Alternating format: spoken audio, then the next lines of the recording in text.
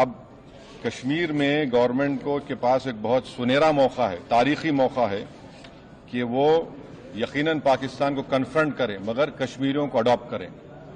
آپ کشمیریوں کو قریب کریں اور خاص طور سے میں نے کہا کہ جو پونچھ میں جو لوگوں کی موت ہوئی سویلین لوگوں کی اور اوری میں جو لوگ زخمی ہوئے جن کے گھر کو نقصان پہنچا، گورنمنٹ ان کو ٹیررسٹ وکٹم کا اعلان کرے کیونکہ پاکستان شیلنگ میں ان کی موت ہوئی ہے، اور سیکیورٹی ریلیٹڈ ایکسپینڈیچر کے تحت مرنے والوں کو ایکسگریشیا دے اور سرکار ان کا گھر بنا کے دے. اور میں نے کہا کہ ساؤتھ کشمیر میں گورنمنٹ کو بہت احتیاط سے کام کرنے کی ضرورت ہے. وہاں کے یوتھ کو ہم کو قریب کرنا ہے. اور جو آپریشن سندور ہوا اس کا میری نظر میں سب سے بڑا امپورٹنس یہ ہے کہ مورید کی اور بھاول پور پر اٹیک ہونا، یہ نون ٹیررسٹ آرگنائزیشن کے ہیڈ کوارٹرز ہیں. یہ بہت اہم جس کو ہم کو سمجھنے کی ضرورت ہے.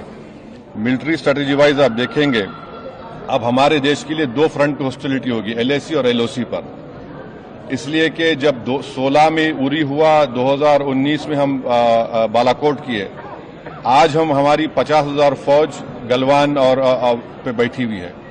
تو یہ 2 فرنٹ ہاسٹیلٹی کو ہم کو دیکھنے کی ضرورت ہے.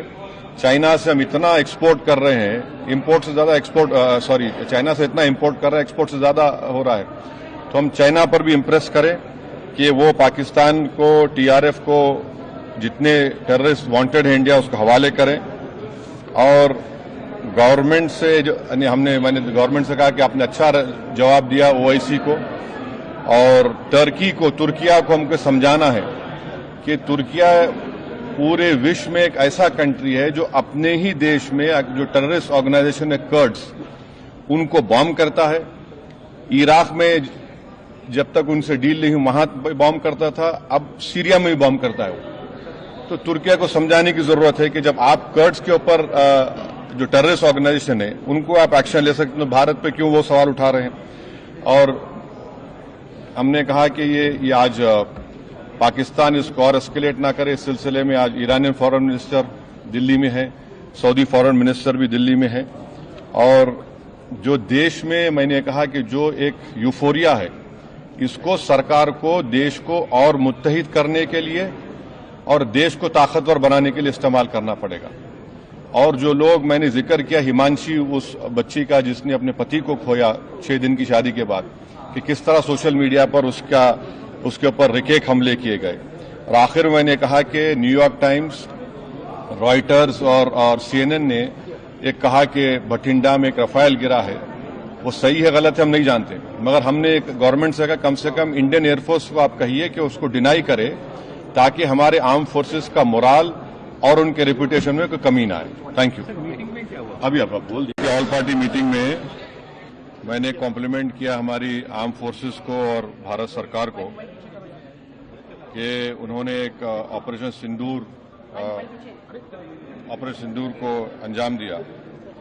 میں نے اپنی بات میں یہ کہا کہ ایک انٹرنیشنل کیمپین ہم کو چلانا چاہیے TRF کے خلاف، اور خاص طور سے سیکورٹی کونسل اس کو ڈیزگنیٹ کرے. اور ہم کو یونائٹڈ اسٹیٹس آف امریکہ کو یہ بتانا ہے کہ وہ اپنے ہی ملک میں اس کو فورن ٹیررسٹ آرگنائزیشن ڈیزگنیٹ کرے.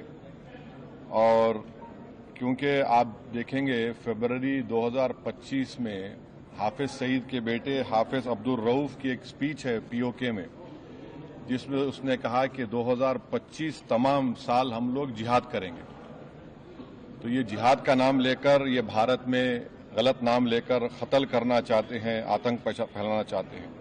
تو US کو ہم ریکویسٹ کریں، ان کو لابی کریں کہ یہ TRF کو ایک فورن ٹیررسٹ آرگنائزیشن بنائے. پاکستان کو FATF کے گرے لسٹ میں ڈالا جائے. یونائٹڈ کنگڈم سے ہم نے ٹریڈ ڈیل کیا ہے، اب کیا بہت سی چیزیں کم ہو جائیں گی، ٹیرف کم ہوگا. تو ہم UK گورنمنٹ سے کہیں کہ وہ بھی TRF کو بین کریں اور UK ٹریجری پاکستان کو سینکشن کرے. یونائٹڈ اسٹیٹس سے ہم ٹریڈ ڈیل کرنے جا رہے ہیں اور US پریزیڈنٹ نے کہا کہ 0 ٹیرف ہوگا ایگریکلچر پر. تو یہ مور دا ریزن ہے کہ ہم US بھی اس کو قبول کرے.